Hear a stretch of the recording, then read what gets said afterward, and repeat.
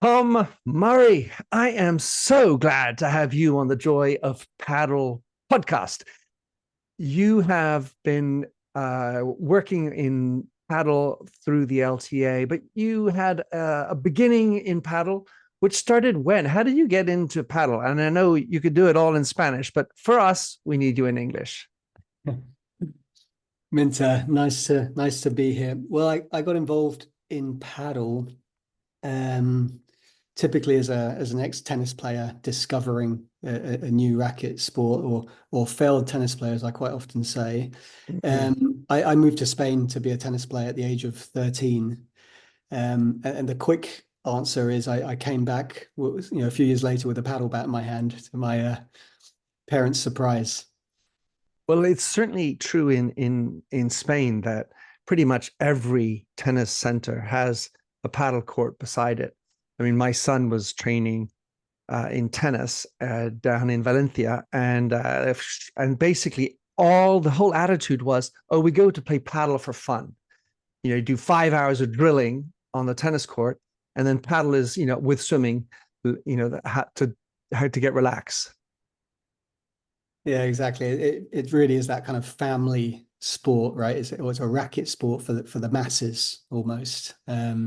Yeah, being so easy to pick up, not power dominant. It's friendly. Yeah.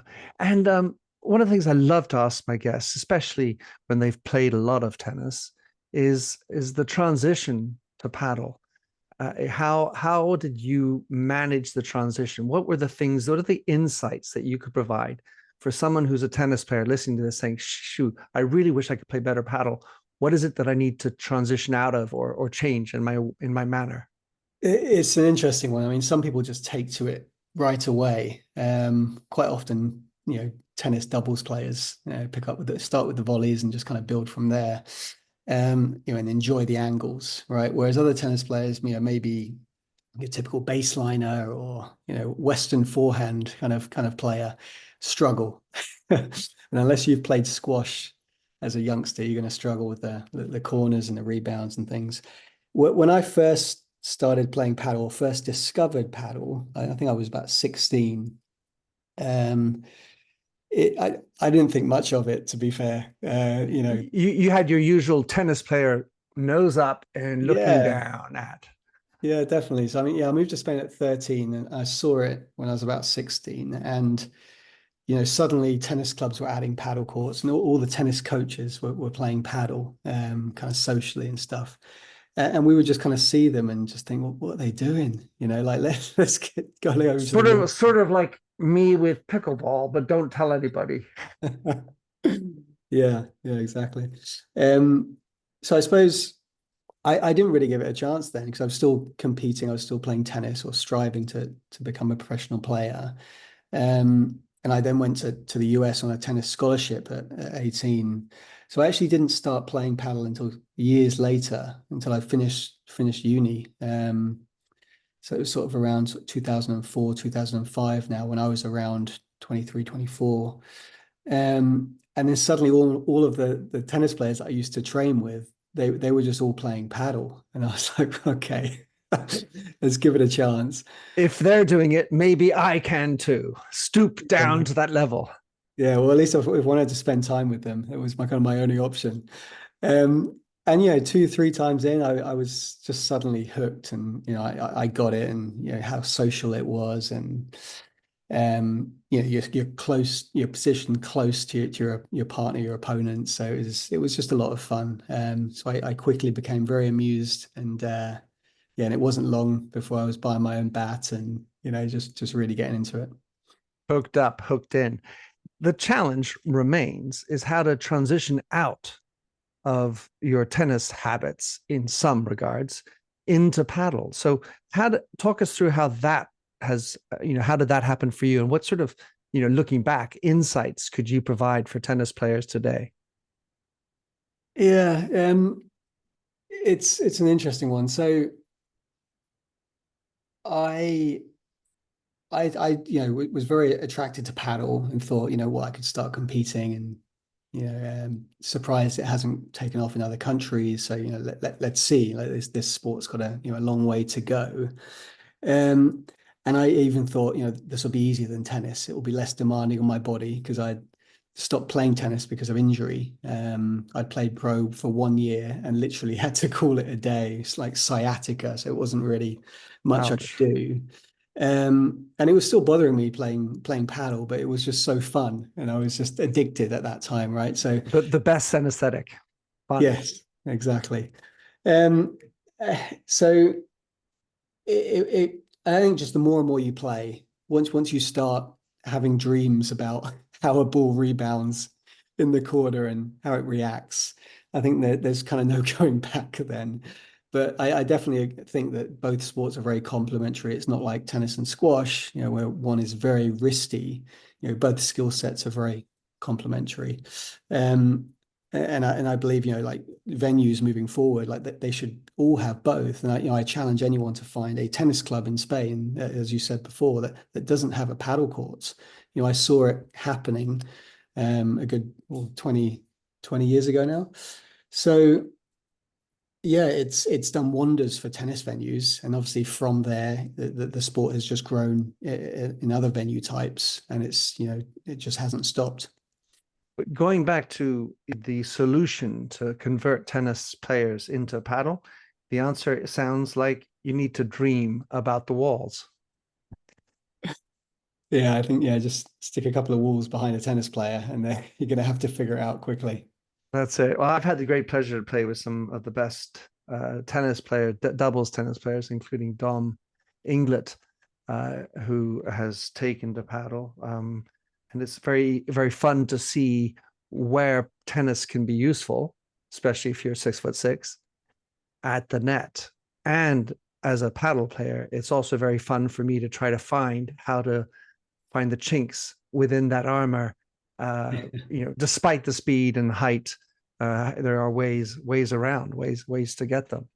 Yeah, there are lots of doubles players, as we said at the beginning. Jamie Murray is one of them, and even his coach, Alan McDonald, he's got such good hands, and they've taken to paddle so quickly. I think even Bruno Suarez, Jamie's doubles partner initially, Brazilian guy, he's also a very, very good paddle player, and so many of them are, and they now travel with a paddle bat in their tennis rackets, in their I, tennis I have bags. I haven't had this opportunity to talk about this on the podcast, but back in the 70s when I started playing, I had the opportunity to play one extremely fun game.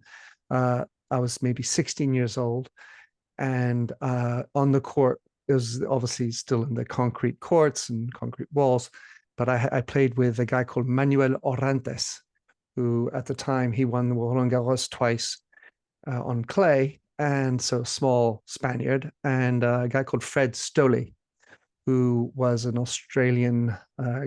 guru on doubles, tall, and my uncle, also tall, former Davis Cup captain for France. So tennis players abounding, and boy, did they have silky hands. And it was just such a lot of fun. We were trying to play one trick shot after the other back in the days, playing with that type of racket you have in the background, ID with 600 grams and all that, but a different game. Anyway, that was fun. So you also write that you play on the left. Um, I haven't met you in person, but I don't see you as being a 6'6" Dominic Inglet type. Why do you like playing on the left? I think a lot of tennis players favor the left-hand side, probably for the rulo. It's easier, and the characteristics and style of play. But as I mentioned before, I've been injured for a good 3, almost 4 years. So that knee surgery I just didn't recover from. And I'd be playing all the British Tour events in the UK until now if it wasn't for that. And it's really unfortunate. But I'm playing again now, and yeah, I'm going to have to start on the forehand side. I think people Well, have overtaken.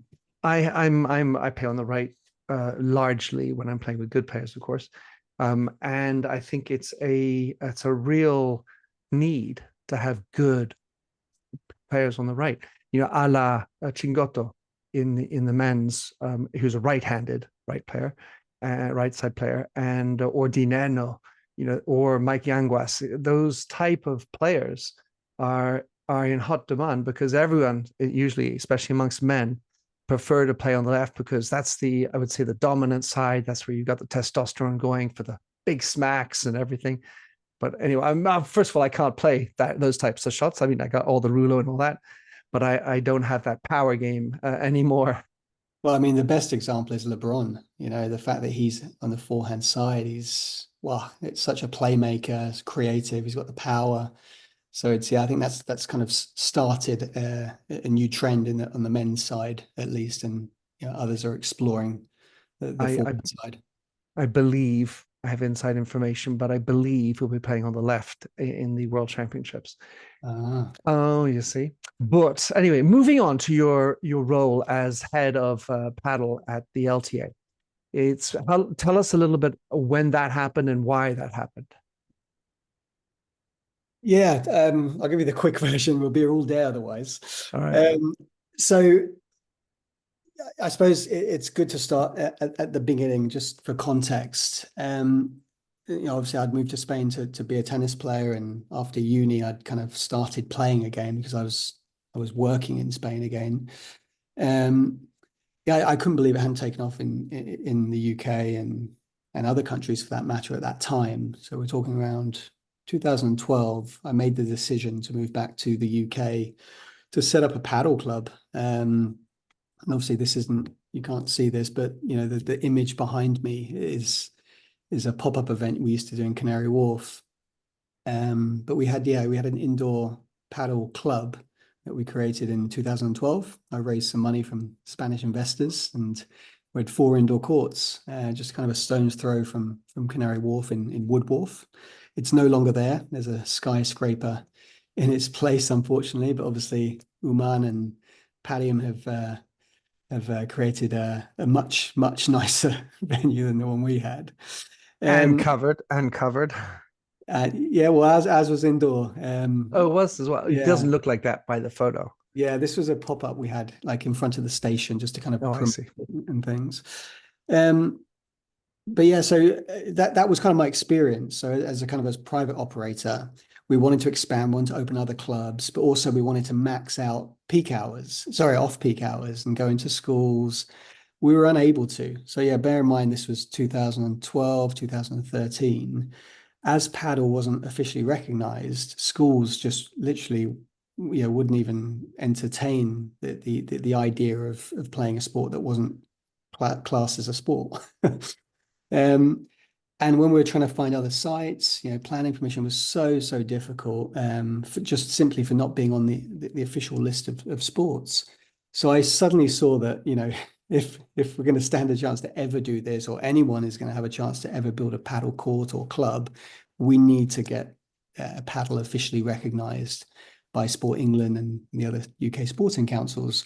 So I just kind of went on a mission, literally, to try and get the sport recognised. So we started an association called British Paddle. There wasn't one at the time. Quickly realized you need to have a governing body to build from that, and if the sport is to have a chance at sort of being sustained as a mainstream sport in the future. And other countries were having this same problem. So anyway, myself and a few kind of board of directors, about 4 or 5 of us, got together, created British Paddle. I interestingly was consulting for David Lloyd at the time because they were adding courts into their Chigwell site, then Bushy, then Chelsea, where you were playing. And obviously now they're really expanding. But back then it was just a few sites. So I was consulting for them, trying to help them kind of fast track that journey, which was a challenge because they kept getting bought out by different groups. But quickly Paddle was growing. There were more and more sites coming on board. So setting up British Paddle made complete sense. Spoke to Sport England, and their strategy back then was to push us in the direction of an existing governing body. So whether it's tennis, squash and racquetball, badminton, they said, please speak to an existing governing body and try and collaborate and do it with them. So as I'd consulted for David Lloyd, it kind of came full circle. And as Scott Lloyd was then CEO of the LTA, it was a welcoming conversation. They were interested. They'd seen paddle being governed by tennis federations in other countries, since it kind of boomed in Spain, for some reason it wasn't really crossing borders.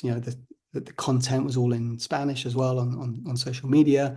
Hence your Sandy Farquharson coming along and creating his paddle school. It was very welcomed by everyone, and obviously still is. And then yeah, it kind of just took off in Portugal. It then took off in France. Sorry, Italy probably first. Definitely. Tennis Sweden. Federation. Yeah, more or less sort of at the same time. France, Sweden, Netherlands, Belgium. Sweden wasn't a tennis federation, but yeah, your France, Italy, Netherlands, and Belgium were. And that were the kind of the examples that the LTA were looking at. So it was an easy conversation, and I was just looking at it as, how do we get the sport recognized? So actually integrating into the LTA, it would just happen overnight. That was my understanding. So it was just a no-brainer. It made sense. Sport England were telling me that if you were to do it independently, it could take you 10 years or you might not achieve it at all. So for the sport, we're like, let's fast track it. Let's make this happen. And then the LTA hired me to kind of, continue doing the same thing I was doing, but with their resources and support. So yeah, it was an interesting time. That was in 2019. So we were independent, let's say, for a good 5 years, going through the struggles of it not being officially recognized. There were more clubs then. They were unable to go to schools, new projects, struggling to get planning permission. So a tough 5 years. So kind of what a lot of people are going through now, because it's still a challenge. And I can touch on a few of those points. It was really difficult back then, as you can imagine. But there are certain countries where they have their independent federation, paddle federation, and unless I'm wrong, they didn't all go through the tennis federation in order to become legitimized. They became standalone and have had to fight through. I'm not suggesting that it's the wrong path, but it does. It feels like the majority of paddle countries have their own federation. I mean, obviously the Yeah. outliers being France and Italy. And that's how we started off here as Right. well. That's what we were doing for 5 years. So, I think in most countries it started off independently. And then once you get to a stage where the sport needs to be officially recognized, that's when you kind of get to that crossroads decision. Either you get encouraged by your kind of sporting ministry to go at it yourselves as an independent sport, or you don't. And that was the case in the UK. Right. Encouraged to go through an existing governing body. If that was to happen now, maybe that wouldn't be the case. But the strategy back then from Sport England was that, and a way to fast track that kind of recognition. I suppose I quite often joke and say I was 10 years too early. I created that indoor paddle venue in 2012, thinking that the UK would grow a lot faster than it has, like in other countries. But a few countries have they've struggled, and I think there's a lot of red tape. Whether it's Germany, whether it's us, we're kind of similar trajectories. Mm. So it just depends. It's really unfortunate. It's frustrating, and I've been patient, let's say, for 10 years, but it's finally happening, right? Where any country that kind of gets to the 500 court mark, it starts building the interest. Everyone gets excited. People start creating paddle brands, court installers. There's more and more of them. And then operators, private equity, investors start getting involved, and that's when it builds. And once you get to the 1,000 court mark, as we've seen throughout Europe, that's when it kind of starts to mature. You get some market leaders. So it'll be interesting to see that, this next 3 years, which is the start of the LTA's paddle strategy. And we've launched specifically at this time when we've been around the 400, 500 court mark. Obviously, the paddle development plan was focused on getting us to that point. I know there's been a lot of criticism as well on social, and I read it all. Like I want to be in the know, and a lot of this paddle strategy that we've just launched has been us listening to what the private sector is doing, what it expects, and the idea is that we want to work together not against. That isn't the role of a governing body whatsoever. It's here to facilitate. To Um, federate. to federate, to facilitate. Yeah, exactly. And I think in a lot of countries, they have struggled, both independent paddle federations and tennis federations, they've struggled to bridge that gap with the private sector and private operators. Um, and it's tough, right? You get startups popping up, new clubs popping up every other week. So you've got to convince new groups coming into this ecosystem what the role, almost educating what the role of the governing body is. So a lot of people have come from different backgrounds, which might not be sports. So therefore, there is an educational piece there, which is the responsibility of the LTA and to communicate it accordingly. So that's kind of what this strategy is about.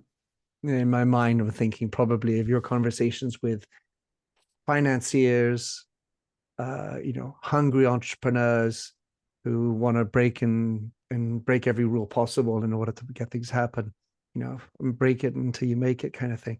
But the thought now seems that as we are now, we have the LTA paddle.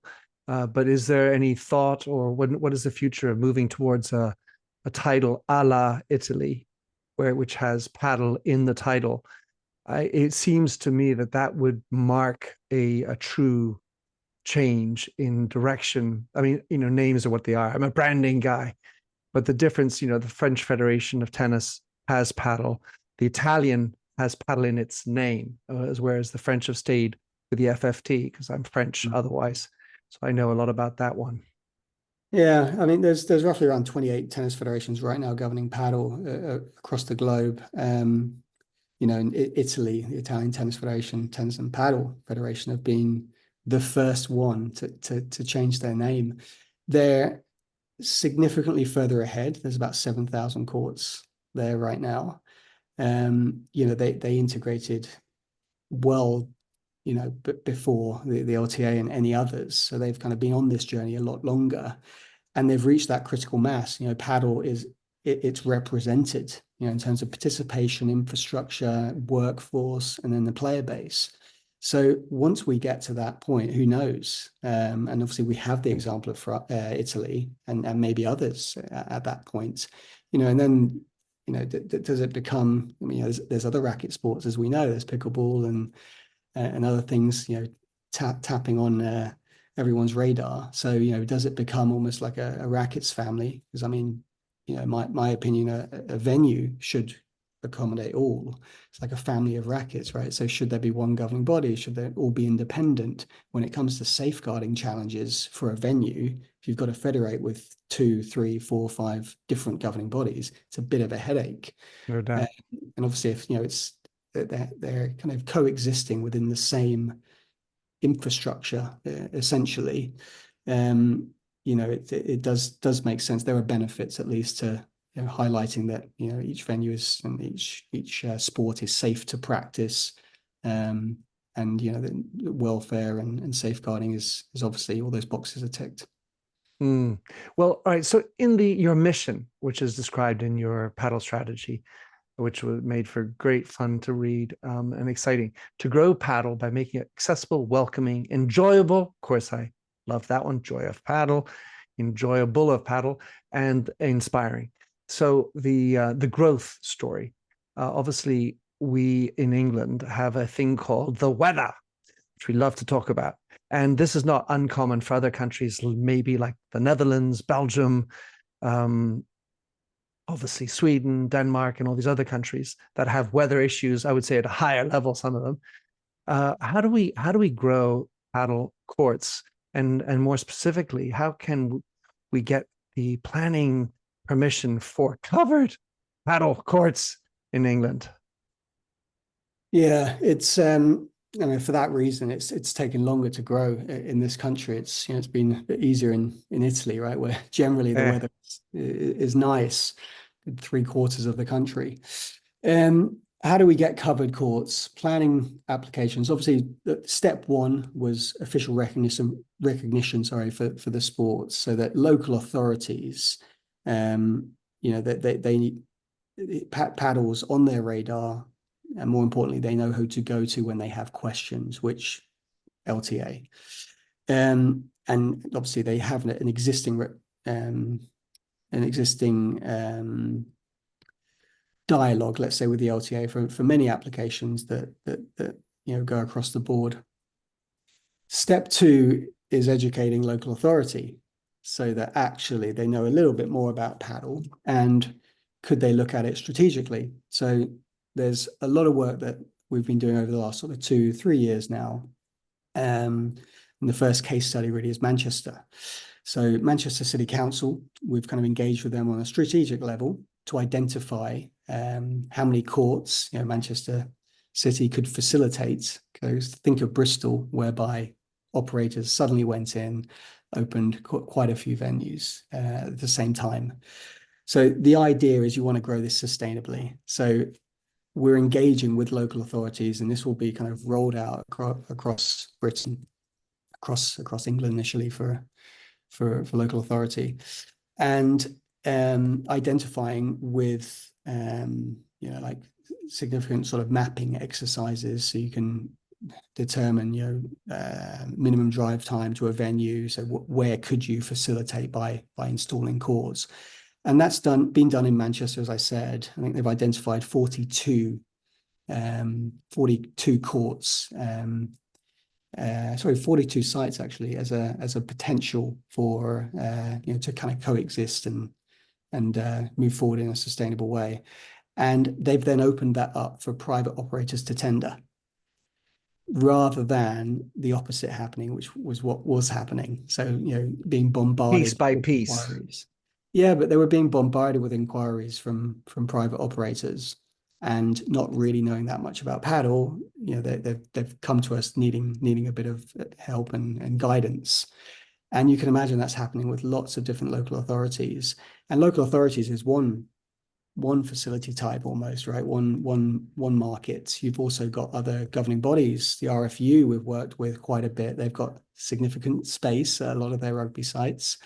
And again, they've been bombarded by inquiries from private operators. So between you and I, Minter, all those inquiries have actually helped, right? Suddenly paddle's on the radar. So therefore, they start engaging with us strategically. I've been trying to be proactive and be ahead of this. But until there's lots of applications coming in, it's not really a priority for a lot of these other bodies. But that's the beauty about paddle. It can go anywhere. It doesn't have to be existing tennis venues. It can be any sporting facility, any venue type really, or private land, green belt, whatever it might be. But like you said at the beginning, planning is still the issue. But you like to think that all of this work that's going into it will streamline and fast track significantly planning applications compared to what used to happen. That an application might go in, it will take them 6 months to respond or figure out what paddle is. Then they will try and touch base with the governing body. Another few months go by, and it's a year before you've heard no. And that's been the frustrating thing for a lot of private operators. So, rest assured, there's a lot of work going behind the scenes to kind of just facilitate those kind of put the kind of the pieces together and facilitate as much as possible. So that's work that no one really sees until a local authority goes out and tenders. So that will be happening more and more across England, and obviously Tennis Wales and Tennis Scotland will be doing the same respectively. It seems to me that a big piece of this is the education piece, and that a council that receives this, oh, I want to put up a paddle court, and then of course the neighbors all get their knickers in a twist about that. That we could, I mean, in England, benefit from understanding why they have to be covered courts, and think about it, from a strategic standpoint. When it's raining and nobody's getting out, everybody's in house, everybody's getting sort of that claustrophobia feeling. Kids aren't allowed to get their goats, out. Having an indoor paddle court allows for everyone to play, the whole family. It feels like there's a whole educational piece about the social, mental health, and physical well-being, that if we had paddle courts that were indoor, plus you could get coaches that actually could make a living if we had indoor paddle courts or year round, as opposed to waiting for the 2.5 weeks that summer looks like in Britain. Yeah, by Wink, all wink. means. I mean, that's the finer detail that goes into a lot of the letters of support that, so we have delivery teams across the country that own kind of that local relationship with local authority, based on, years of working with specific local authorities. So it makes sense for them to obviously, support as many applications coming in from the private sector. And our teams now are being very proactive to try and engage with these private operators that don't yet have a site. And that's been hard to build up throughout kind of our integration phase. Because if you think of a tennis federation, they're not used to new venues popping up every other week. Tennis venues have kind of been, built in stone for the last sort of 100 years. So it's a really new area that we've had to train the teams up so we can be proactive in this space, and enable paddle to thrive. So these local delivery teams will issue letters of support to private paddle operators to support their planning applications, and that's been happening for the last 4 or 5 years. Is there one line in there that says a covered paddle court could even diminish the sound issues? Yeah, exactly. It's and saying it's necessary really for UK All weather. right, so yeah, of course. So, tennis club. I'm a member at Queen's, and so historically a rackets place, but with four sports, we now have completely cottoned on to the beauty of paddle, but they're outdoor. Talk to me through the arguments that help move a tennis club, let's say a traditional, like you said, 200 years old, like a Wimbledon, for God's sake, getting them to sacrifice one of the gospel, the sacred lawn tennis courts into paddle, especially covered. What is there not a financial and a social argument that says that's what every club should be doing? In all honesty, I think it's almost a slow burn. Like my local tennis club have, I've been talking to them for years, as you can probably imagine. Um, and even with me as head of paddle for the LTA, then hasn't happened. That's Warmer Tennis Club. I'll name it just to get it out there, down in Deal in Kent. And it's a grass court tennis club, so very traditional. Yes, there's a couple of hard courts, but getting a paddle court, there's not much space. So when will it happen? It's a good question, but so based on that experience, I know exactly what you mean. I'm hearing stories across the country, and I was speaking to Queens for many, many years to try and convince them, as well as with so many other tennis clubs.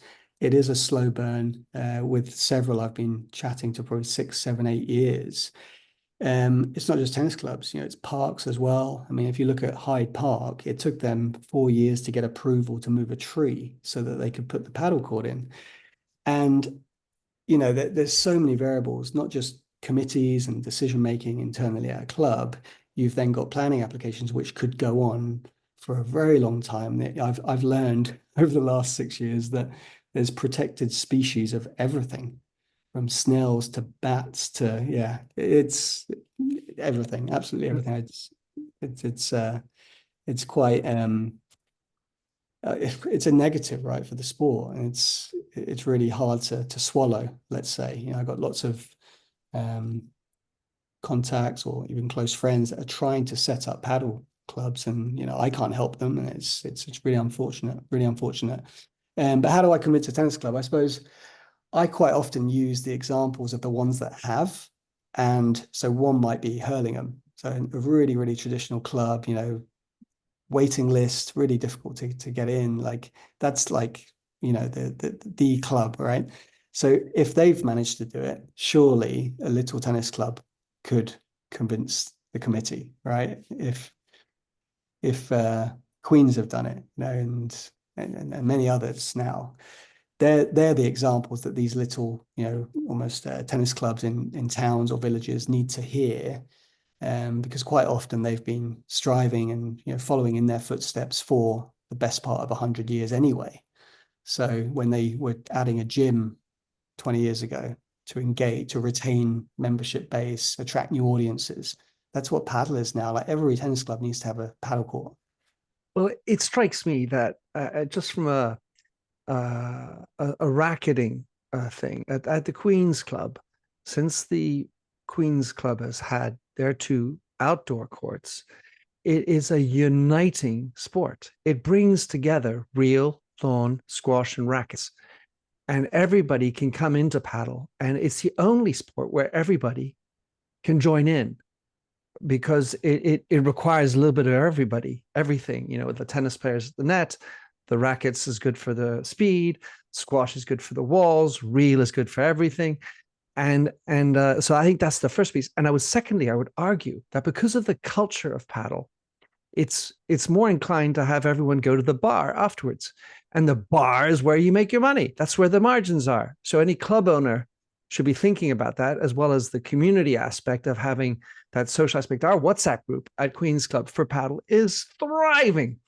And yet we're struggling to get more and indoor courts. So and then there's the economic question, because you get 2.5, well, on a clay court anyway, 2.5 paddle courts per clay court. In terms of clay, you having usually a larger, bigger surface and such. So you could then have more players playing this and that. But it's a long, slow burn, as you say. Yeah, I mean, for me, I've found that the early adopters might be squash clubs, squash clubs with tennis courts. So, a bit of both. They've got that kind of hybrid model with paddle, and that's the opportunity it presents. And suddenly they've got, their two-player base from squash and tennis actually able to engage and play together on the same court, whereas previously that probably didn't happen. Like Huddersfield Tennis Club is a prime example. And then they'll all, engage at the bar afterwards. So I do believe it's a matter of time for most tennis, squash, racket venues in general. So, in the realm of helping the LTA to bring a long paddle into clubs, I have an unofficial 5 rules of paddle, and rule number 5 is after paddle, beer. Which I stole from the Spanish. Speaking of the Spanish element, you have at the LTA the coaching certification for paddle, which you've now installed. And I was wondering to what extent you have a freedom within the way you do that versus the way tennis coaches are made, because lawn tennis is existing in a thing that's been around a long time, number of clubs, number of coaches, number of players. Whereas in paddle, it's very different. And I was wondering to what extent you have you've circumscribed the tennis way and you created a customized paddle way to bring in. And if I could just slip in, to what extent do you bring in culture of paddle into the coaching certification? Yeah, it's a fantastic question, and that's applied across the board for anything we're doing at the LTA. Like, do you mirror what's been done in tennis, or is there a reason to paddleify? That's actually become a word. Excellent. I love that word. I would Yeah. I'm gonna have to put that in the title of this podcast. To Yeah, paddleify. and I mean, it's a lot of people will think, oh, traditional tennis federation. It's not the case at all. Like, the people that work there are just in love with paddle. Like, they're all playing paddle on their lunch break, got 3 courts at the National Tennis Centre, and they're packed, absolutely packed. And throughout meetings, like, the first 3 years really was integrating paddle amongst teams so that they can then deliver on both tennis and paddle. Paddle it's I quite often call it innovation in a box. Like, it's you're able to just think differently with paddle, and that's what is happening at the LTA. There's no reason to mirror things that are happening in tennis. Yes, you can take learnings from tennis. What's worked well, might that work in paddle?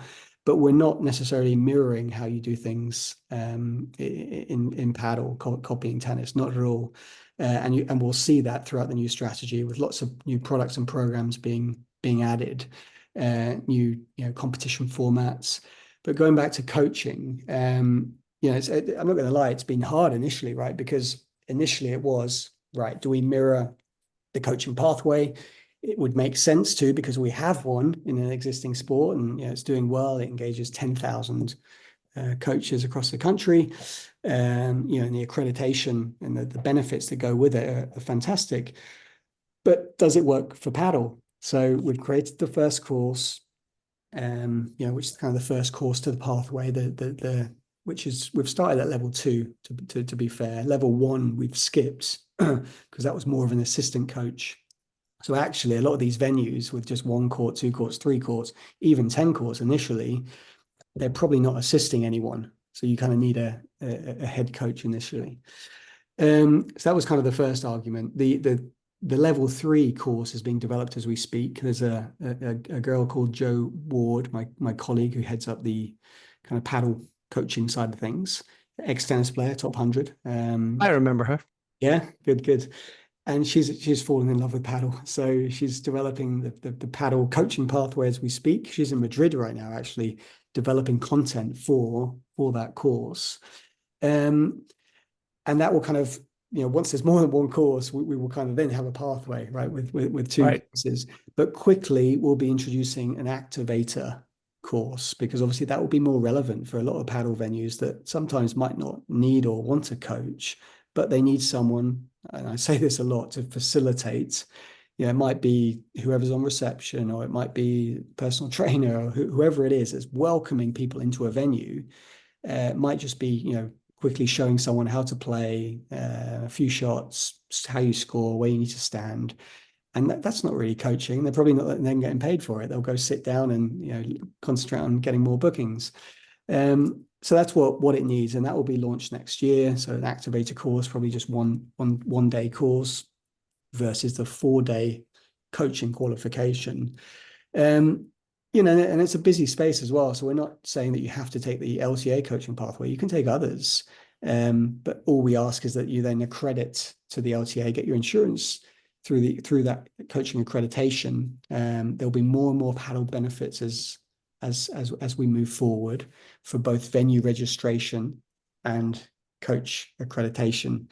And I think it's an important piece, because a lot of people get confused with coaching qualification versus coach accreditation. So a qualification you could take with the LTA, you could take in Spain, you could take with another federation. We'll then validate that, and you can come into the LTA landscape and just become a member, essentially. You get your coach accreditation, which comes with insurance and significant benefits for targeted towards coaches. But and going back to your first point, I suppose going back to what you said about Italy as well, like when do you change the name of the federation? You've got to remember that paddle is still tiny compared to other sports, and specifically tennis. Participation is probably 2% of tennis, as is workforce, as are venues. So we're very, very small. So for us I feel like, and hopefully people will understand this, and what we're doing a few actions now, like engaging more with private operators. We're bringing a group together shortly in the next few weeks at the NTC to almost explain our role, to educate that private sector. I need to be viewed as everyone's representative at the LTA. So whatever people think that we need for a paddle federation, that's what I'm working for internally at the LTA. I'm that spokesperson.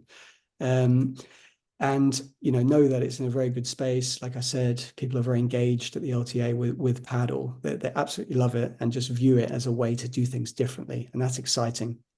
Yeah, I love that. Last zone of question really is about development of paddle players. You have on the one hand the top of the iceberg, the Tia Nortons and the Nikhil and all the gang, Sam, who are trying to penetrate into the professional world and get into the ranking. And then the second is the youth program. So, how does one, I mean, without spending your time in Madrid or Barcelona or Alicante, how do we get the pros up a level within the country? And then 2, what are we doing? How do you think we can get the youth programs to be working now that, of course, it's fully recognized? Yeah, I think it's twofold, right? It's enhancing training environments, and also it's improving the competition landscape. So, if there's enough competitions in the UK, high enough level, then actually players could be based in the UK and and sort of do most of their year in their home nation, which is what all the players are striving for. But if you look at France, you look at Italy, Netherlands, Belgium, the top few players have all moved to Spain. And they all speak Spanish. Yeah. By the way, I have Carolina Orsi coming on my show shortly. Oh, great. Very good. Very good. Yes, I mean they all speak Spanish, which has been great for them, right, in their careers moving forward after playing. But I think quickly countries now, by enhancing the competition landscape, they're encouraging people to want to stay in the UK. Um, also in their respective countries, and that's going to happen in the UK shortly. So, we already do a handful of FIPs. There'll be more and more year on year, and then specifically for juniors. So we've just started running more junior camps because there's one problem, like the player base is very small, and we rely significantly on these venues to develop players and almost talent ID them so that we're aware of them. And that's kind of my ask to a lot of venues and coaches as well. Let us know that you have a player base, because otherwise we've kind of got to do a bit of guesswork, and we've got to get on the road and see for ourselves. It's all about the communication. It needs to be two-way. If people think there is a wide enough player base, then we need to know who the players are. So our first initiative has just been running a few camps. We've run 4 this year, and we want to run more and more and more. Steve Yeardley has been recruited now as a paddle manager, and he's heading up all of the junior side of things amongst quite a few other areas as well. But his role is a bit of a mix between development and also, cuts across into performance. And we'll be doing more on the performance side, whether it's recruiting another individual to come in and manage the performance side of things like we had previously. And Steve is kind of really focused on that development side, building relationships with the private operators, but ultimately building that player base for youth.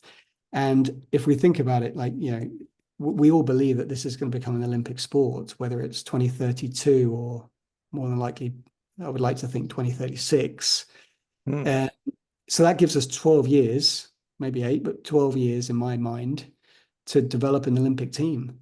So, that's your 8-year-olds, your 6-year-olds, your 4-year-olds right now. That's what we've got to be looking at and building programs to support that. So working with venues to put these programs in place rather than adult play, which is the Yeah. majority. That's the bulk of participation right now. I think 30%, well, I think I know 30% of participation are over 55. Great for the sport, great for venues, people spending money. So it's great for the paddle economy, the paddle sector. Venues surviving and becoming more sustainable. But for the sport to be more sustainable, we've got to focus on youth. And for me, that's my main priority. And also getting more girls into the sport as well. Yeah. I mean, it's vital. It's vital. And we're seeing the trends from other countries. So we know what not to do. We know what to do. We've got examples, good and bad, from all of these different countries. We're not the first to do it. So let's see what's working and implement it here. Same in the infrastructure side and venues and operators. Let's see what happened in Sweden and, correct things and assure that it grows in the right way in the UK.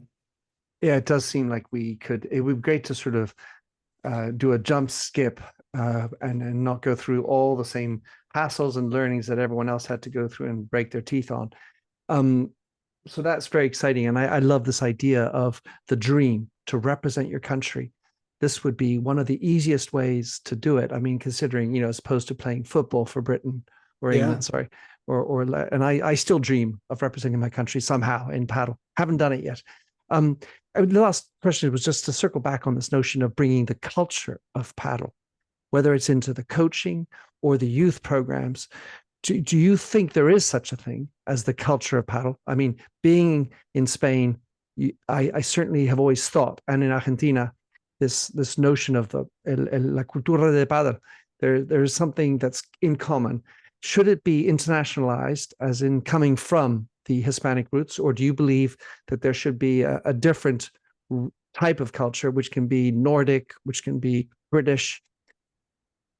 Yeah, I mean, the sport has evolved significantly over the last 5 to 10 years anyway, with different playing styles. You've got a lot of the Scandinavian countries that have made the sport more fast paced. It's fascinating to when you go to world champs, sort of every other year, even European champs now, the standard's so high, just to see these other countries competing, how far they've come. Um, and the different playing styles. It's fascinating. So, almost catching off guard a lot of the Spaniards that have been growing up playing a certain way, or even Spain versus the Argentinian way. The Argentinian way Exactly. lower, right? And Spain have 100%. been more forceful. Look at Yeah. Galan, LeBron, Yeah. the Yeah. new way Yeah. Yeah. of playing. It's so refreshing. Um, but still, in Spain, you still get a lot of players that play the kind of the old-fashioned way, the slow way. And in my opinion, that's really how you learn how to play paddle. And you should experience that at least once. You've at least once in your career, I mean. Um, so junior players, as soon as we identify certain players coming forward in certain age groups, let's get them over to Spain, just play a few tournaments and just fast track a lot of the development. That might take a few more years in the UK. So Spain's very close. So it's not a bad thing going there to get certain competition experience at least. It happens in other sports, tennis specifically. It's everyone either moved to Spain or Florida at a very young age to be a tennis player. One for better weather, but two for their training environments. It's just what you need to do, and other sports can say the same thing. So yeah, I believe that culture, that kind of slower way of playing sounds bad, doesn't it? So it's slower way of playing. It sounds A patient way of playing. patient. There you go. I look Um, at it like from tennis, like your clay quarters. Like if you wanted to compete with clay quarters, move to Spain or South America, right? Absolutely. I was speaking with Thomas Lig, the number one French player who came from tennis, who got to the round of 32 at Roland Garros. And he's been working on the Chiquita. That's his shot. Now, there's so many different styles of shots within the patient play, the lob. That's probably the most important shot in paddle. And it can be an offensive lob, it can be also defensive. But in learning this type of culture. And then the other piece, which seems to me so foreign when I play with my English friends, British friends, is communicating, is talking. What's going on? Not just my call, your ball, like we have in tennis, but what's the opposition doing? How are we talking about tactics in the 20 seconds we have between breaks? That's in competition, or in the changeovers. What are we talking about? And so many seem to find that sort of odd or not cricket, as we might say.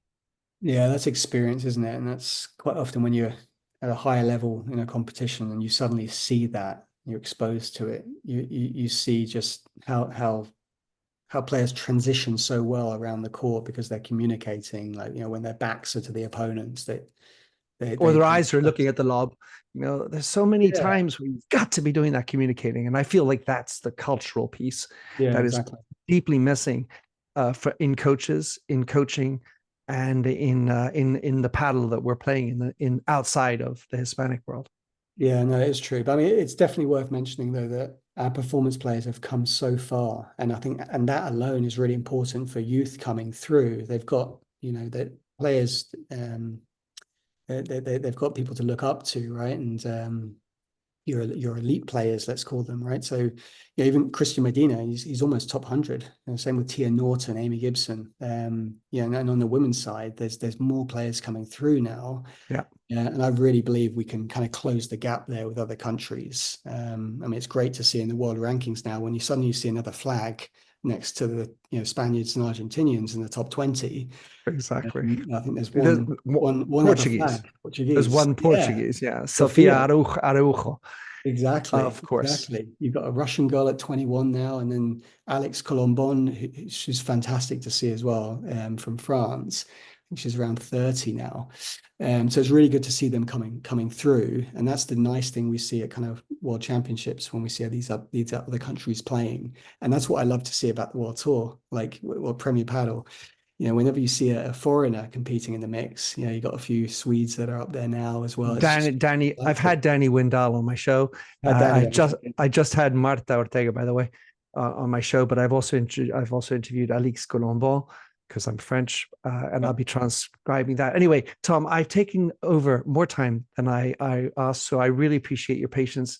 You're indulging me with my questions and for coming on the show. How can people who are interested in knowing more, communicating, as you say, two ways with the LTA about paddle? What are the ways that you would like for people to communicate with you, or at least follow what's going on? Yeah, I mean, so well, lots of tournaments across the country now. So either Steve or myself will be present. Like I said, we've got our local delivery teams across the board. So there's going to be more presence at paddle venues. But otherwise, on the website, there's ways to get in touch with us there. But yeah, I mean, look out for us on the ground. That's probably the best way to assure that you're kind of getting the information that you need. One of the things that, just to follow up on that, is that, and I was talking with my friend Vianney, who does paddle intelligence. He talked about how in the world there may be 35 million people who play, but only a million that watch paddle. And one of the amazing things of paddle is, even if it's not at the highest level, it is deeply entertaining to watch. So this is a call out to anybody who hasn't gone to a tournament and you don't feel like playing. Still go and watch, because it's fun. And then you can also meet up with the LTA players, LTA representatives.